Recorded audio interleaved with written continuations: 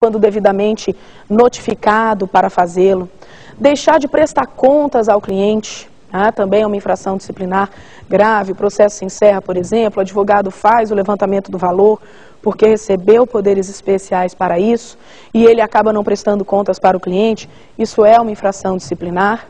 Tem uma outra infração disciplinar também muito séria, que é o advogado cometer reiterados erros na sua atividade profissional, demonstrando assim inépcia.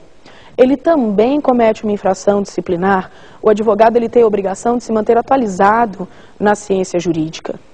Também comete infração disciplinar o advogado que comete crime infamante.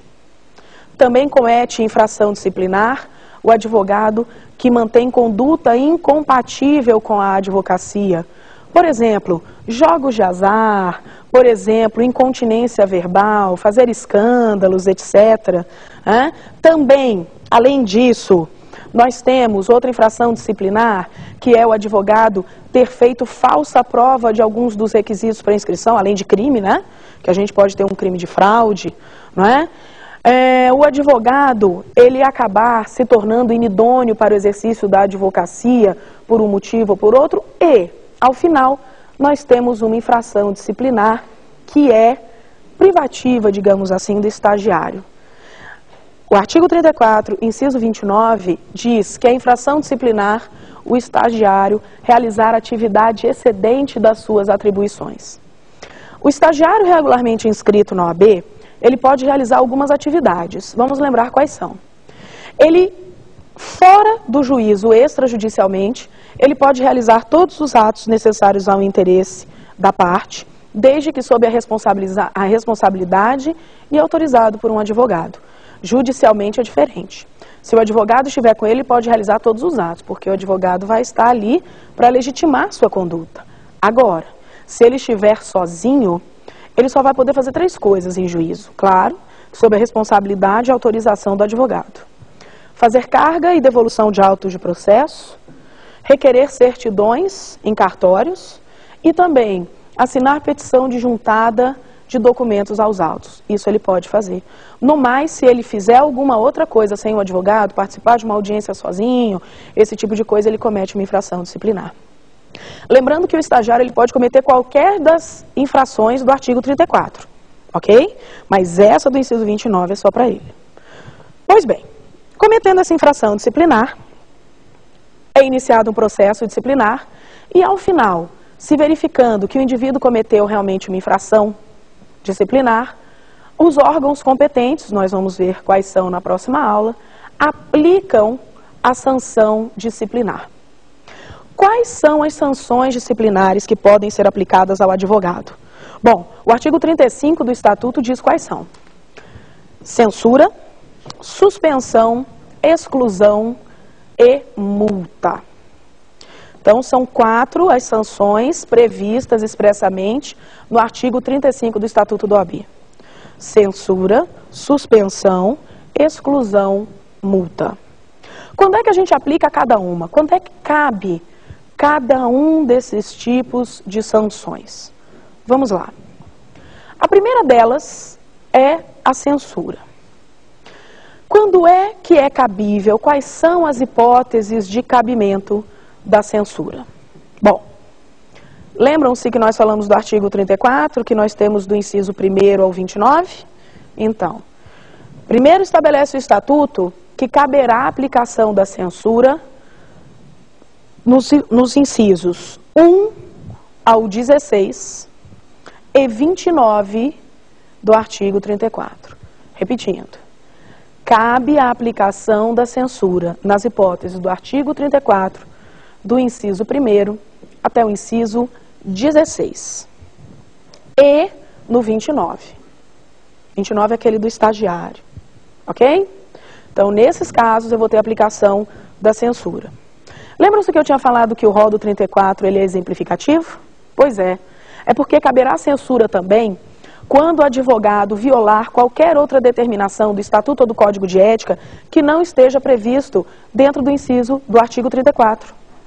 Quando o advogado violar Código de Ética ou Estatuto da OAB, cometendo uma conduta inadequada e que não esteja prevista no artigo 34, ele será punido com a censura, ok?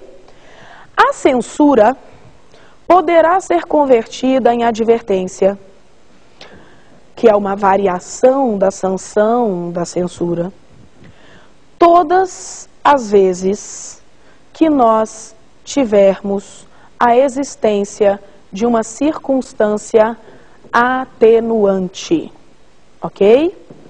Todas as vezes que eu tiver uma circunstância atenuante, eu posso falar em uma conversão da sanção de censura para a sanção de advertência. A advertência é uma sanção ainda mais branda, mais leve do que a sanção de censura.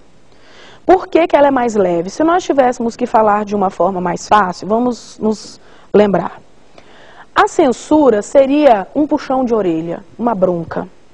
Enquanto que a advertência seria mais um conselho dado para o advogado. Censura e advertência, a sua variação advertência, são as sanções mais brandas que eu tenho na esfera disciplinar. Ambas têm uma característica em comum. Ambas são sigilosas, ok? Elas são feitas a portas fechadas e o público em geral, as pessoas em geral, não sabem se o advogado foi censurado ou se ele foi advertido. Elas são sigilosas. A advertência sequer fica nas anotações do advogado. A censura vai para os assentamentos do advogado, fica registrado lá no OAB. Ambos, obviamente, ambas as sanções, advertência ou censura, elas são consideradas como antecedentes, né? Tá certo?